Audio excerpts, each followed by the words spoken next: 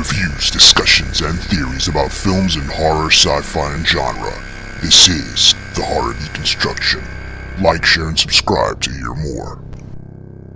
Hey, what's up? It's the Horror Deconstruction. You can find us on YouTube. Give us a like, share, and subscribe. Hit that bell icon with your host Komp and Thea. Today's film is Hatching 2022. Not Hatchling, people. Not Hatchling. Hatching. Original title. Pahan Hao Toja. Good. That sounded like That sounded Japanese a little bit, but I liked it. Yes, a little bit. A young gymnast who tries desperately to please her demanding mother discovers a strange egg. She hides it and keeps it warm, but when it hatches, what emerges shocks them all. Directed by Hannah Bergholm, written by Hannah Bergholm, story by Ilja Rautsi, starring Siri Soliana, Sofia Heikala, Yanni Volan. Boy, so why'd you pick Hatching? I picked it because I think I saw just a short clip of the enormous egg, and I went, "Yeah, I'm into that." Very nice. Very nice poster of a young girl in silhouette holding a giant egg with a red blazing light illuminating it. So this is a film that is, I'm glad I'm doing the episode with you because you picked it, obviously, but I think there's a lot about issue with being a young woman and growing up and sort of the things you have to deal with. All the men in this movie are useless to a point where it's maddening. How it's very aggravating as a man watching this movie. If you're a straight male or a trans man, if you realize, if you're part of thinking of stupid men bullshit. And trans men do that too. They might as well, right?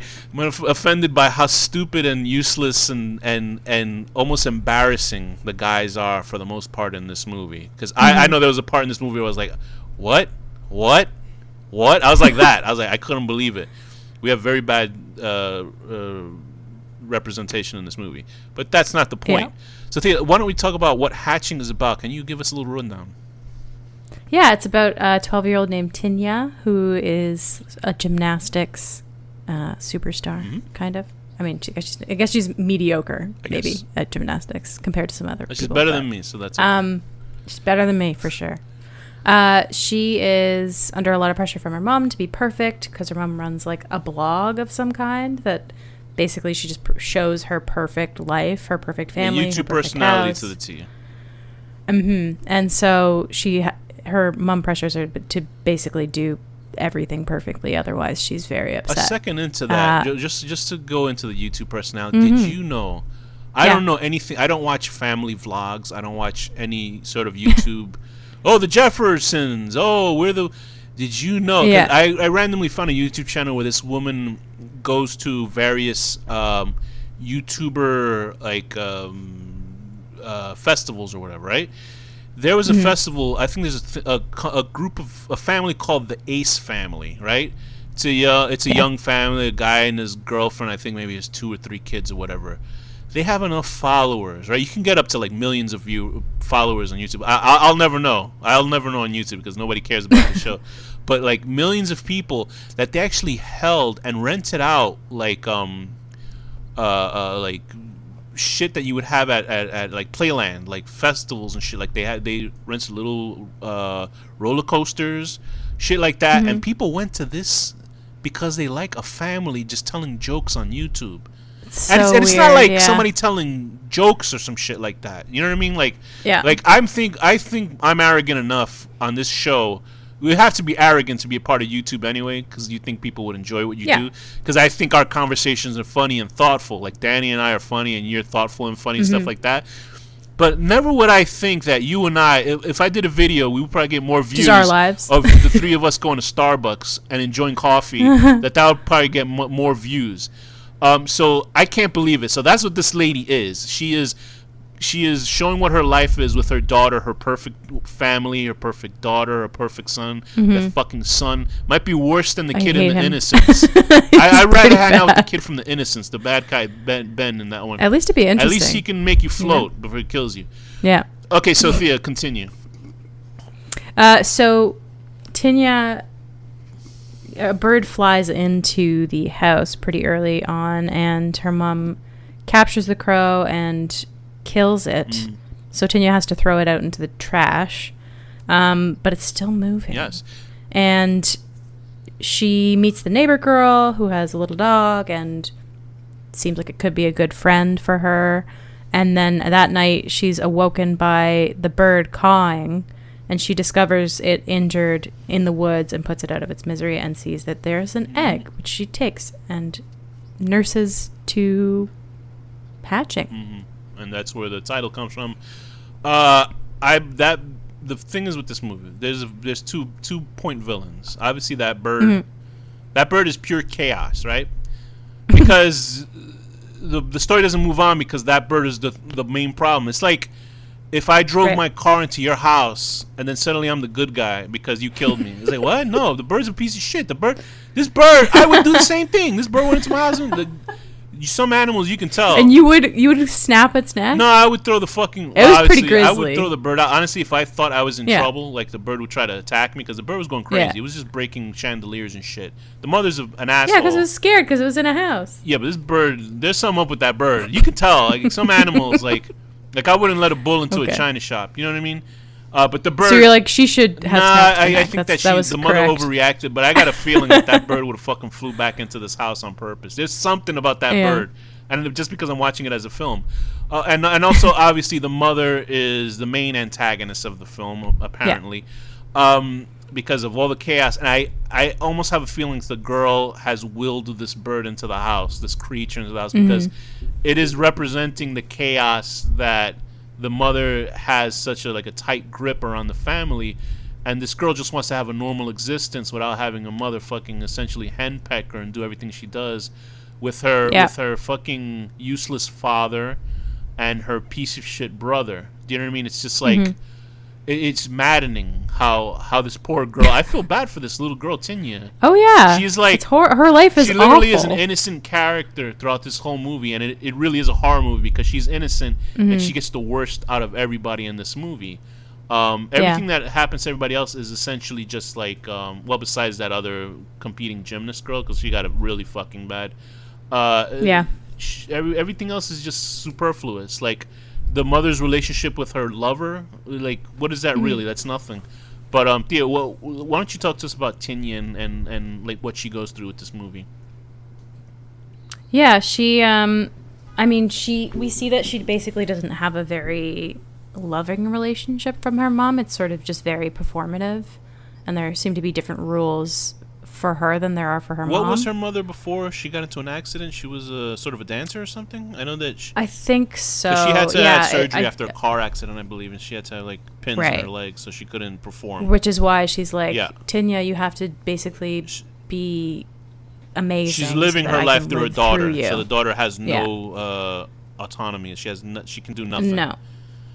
And so when the egg hatches and Tinya starts nursing this sort of bird-like thing in her closet and feeding it, and it gets out at night and kills the neighbor's dog, and she has to bury it, and it gets more and more sort of aggressive and attacks people and this is things. And usually it's when she gets upset. And this is a fully animatronic bird character. It's like I wasn't expecting to see what I was going to see. I thought it was going to be some sort of weird bird man creature that comes out of the egg. You don't know, but it's an actual cartoonishly bird weird. And I appreciate that they use that.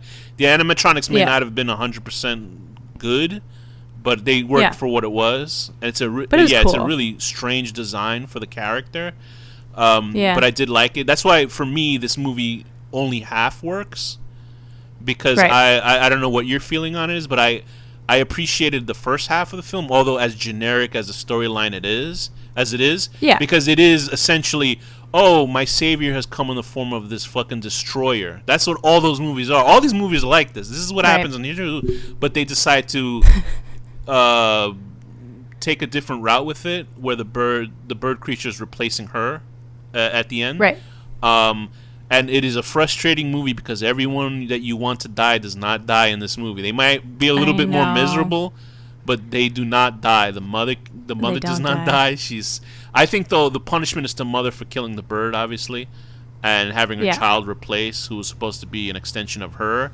Because I didn't know where that was going to go at the end. I thought, maybe the mother will just adopt this new child, but by the end, you're like, it's sort of ambiguous, and she's just sort of looking at her like she hates her. So I think, in a sense, it's showing what Tinya really feels about her mother, like this fucking creature that just hates her, and you can see it in the kid's face. And the little brother, I wish they would have fucking thrown him off of a roof. I hated that little kid. I wish great acting that for that bird kid. thing had killed that little that little kid is such a bastard. I hated that fucking kid. I know. And the father, I was embarrassed watching the movie because the father is so emasculated by this woman. He just doesn't care. I don't care what it is. If there's people who enjoy that stuff, like who are into open relationships, they're fine with their partner being with multiple people. That they're comfortable in their skin like that. In this one, this guy is so fucking like whipped. I don't even think he's pussy whipped because I don't think he's actually getting laid. Is the fact that he just gets to strum his guitar and he's such a weakling, and he lets this woman kind of like walk over him so she can go fuck this handyman, because this guy obviously is more sure of himself. And this guy is like, you think, oh shit, it's embarrassing for the little girl already to be knowing, and that's not a situation you put your child in, because everything that a child learns is from their parent. So if you see that your mom's cheating on your dad or your dad's cheating on your mom, it's devastating, I would assume, you know? Yeah. Well, it's like, so I'm learning that I should disrespect a person that I'm disrespecting in union with. and whatever. And there's people that don't believe in monogamy, that's fine. But just for in this universe itself. But that's not how it's introduced to her. It's just introduced to her as like, oh, well, mom just wants to do this. It's a fun so thing. It's a great thing. You know, and the mom's like, and the mom's like putting her in this situation. Like, oh, don't tell your dad. And who would? Because kids are afraid. And then brings her to meet him. Like, it's just wild. Yeah, that's unbelievable. Yeah. And the part that got to me, that was insane. The part that got to me was when the father knew, and he was like, "This is how your mother is sometimes." And I was just like, I wanted to puke. Yeah. Because I was just like, oh my god, and that shows how much power this woman sways over her family. That it's like nightmarish. Yeah. Like they would. Well, and it's like. Yeah, it's so crazy that it's like if you actually did that in real life, it's like you're making it worse for your kids by living. And I have no doubt this is really happening. This really happens. Yeah. Obviously, this has to come from somewhere, because all in life is about like I said to somebody else this week. It's something I heard before, is that you're basically making up for all the trauma that happened to you at 5 or 7 years old. You're just constantly chasing that trauma and trying to fix it. You're stuck in a certain way. I certainly am. I'm sure plenty of people are. And I can imagine this kid. This kid has gotten like this fucked up sense of, entitlement from her mother, and she will always be under her mother's thumb. And there's plenty of people who have like horrible relationships with their family. So I appreciated that part of the story, like how fucking gross the mom was. It's pretty dark. Great actress, the lady Sofia Hakala, who plays the mother. Fantastic. She played that fucking character great, because boy did I hate her fucking guts. Oh yeah. Everybody here I think is pretty good. The little boy is probably a bad actor for the brother, but like even the little girl who's. But he's kind of a dweeb, true. That works. And he's like really into his mom. Like he's hugging her for way too long. I know, so there's a whole Oedipal gross. complex. But thing. Also scary accurate. Absolutely. So like I felt bad for that poor girl who was just like the neighbor. She loses her dog, and then she loses her eye and her hand and shit because of this bird. Oh my god, it's so dark. Because Tinya, because I was like, oh, Tinya, don't do this, because obviously it's her. Yeah. It's her uncontrolled feelings that is being warped. Yeah, it's like her fear or anger or whatever it is. So in that moment, it's because that neighbor girl also is in gymnastics and she's better at it than her, and there's only one spot left to basically go to like the bigger competition, and her mom is hugely pressuring her. So her fear of like not making it comes out as soon as she falls asleep, the hatched sort of half version of her, because that's the other thing is the bird starts to transform into that version of her, attacks the girl who ostensibly could have been her friend if her mom had not been such a nightmare, and really disfigures her. And then when Tinya tries to visit her in the hospital, she thinks she was the attacker, so she freaks out. What's your interpretation of the bird itself? Like, what do you think this is? Do you think this is some sort of like spiritual? Well, yeah, like what the actual like explanation. It feels like almost like a folk tale. Right. Yeah. Like it feels like, but what it does in the movie, which was why I really enjoyed the first half, which is like she gets to sort of mother this bird in the way that she doesn't really get, but then also does the opposite, which is what her mother does to her, which is basically go like, you're bad, you did bad, as the opposite mothering technique, essentially. So she's learned she can do good things, but also she's learned very bad ways of parenting, and it's sort of exhibiting it on this little bird thing that doesn't really, it's hard to tell if like it's just like an animal. It's half animal, right? So it's just got animal instincts and is just attacking, it seems. But then sometimes it's like, is it evil? Does it understand consequences? No, not really. I think it's just as much as she tried to please her mother, the bird is trying to please her. It's like that kind of like circular thing, a cyclical thing. Did it work? Did the movie fully work for you? I can't tell. Like I enjoyed it, I think. It gets a little bit predictable in moments. Right. So it wasn't like surprising me at all. But there are some sweet scenes and it's well acted and well made. So I enjoyed it, but the whole thing didn't quite work for me, I think. It was strange that I was ambivalent on Siri Soliana, her acting as Tinya, but I thought she was a great actor as the bird creature, which was weird because I was like, she obviously is a good actor if she's great as the bird creature, but like as Tinya, she's sort of playing it as sort of milquetoast. So my feeling about the movie is that why it half works for me is because I thought the first half was interesting, although it's following that tropes, like I said before, a destroyer coming in and basically changing this kid's life for the better. Obviously it's for the worse, but not in the bird's intention. But then the second half, like when it deals with like the relationship with the handyman and stuff like that, and then and then it started getting into like the last 10 minutes of the movie felt like some sort of weird Scooby-Doo caper where they're hunting for this bird creature in the house. And I was like, well, what is this? Like, for me, it felt like it could have gone somewhere else, and then it just sort of went to, there's a crazy monster in the house, and that's where it went. And I was like, this could have been something else. Yeah. Well, and there also aren't really consequences that feel, I don't know. I think, and maybe it's partly why it feels like a folktale is because ultimately the person who really doesn't deserve it is the one who, spoilers, dies. But I don't know. Maybe I don't know. I might feel differently about it if like the mother actually faced a consequence. Yeah, that's the frustrating part of the storyline because it's like the bad guy does not have anything happen to them, and the girl is replaced, and you're not. And I assume that girl did not take over that little girl's life. I wasn't sure. I don't know where it does. It sort of ends in such a vague moment. I think she does, probably. I mean, we're sort of led to believe that the mom is sort of so fixated on keeping up appearances, at least. So I don't doubt for a second that she probably did just go like, okay, you're my daughter. Yeah, I know. But to me, that was the only satisfying thing that we didn't see that happen, because at least it gives me enough like mental health to not see that this evil woman fucking she's not evil, she's just like she's obviously a very screwed up person in her own right. I'm sure whatever her family gave her, but remember, you don't have to repeat the fucking problems that your parents gave to you. You don't have to repeat your patterns. I think half of it worked for me, but I think overall it works as a movie. I think it works. I think it works as a film. I think it could have had a stronger ending. I think it could have had a stronger ending. I think it could have there was unnecessary plot lines that could have just been kind of waved away and give us something more interesting with poor Tinya, because Tinya is a very tragic character, because she certainly did not deserve anything that happened to her in this movie. But that's what it is. It's a horror movie. It's a horror movie. It's what happens to innocent characters. They just get fucked, and this is the unfortunate outcome for this movie.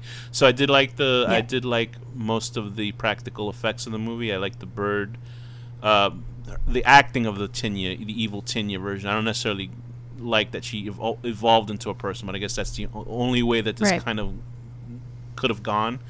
So what rating would you give Hatching 2022? I think I would give it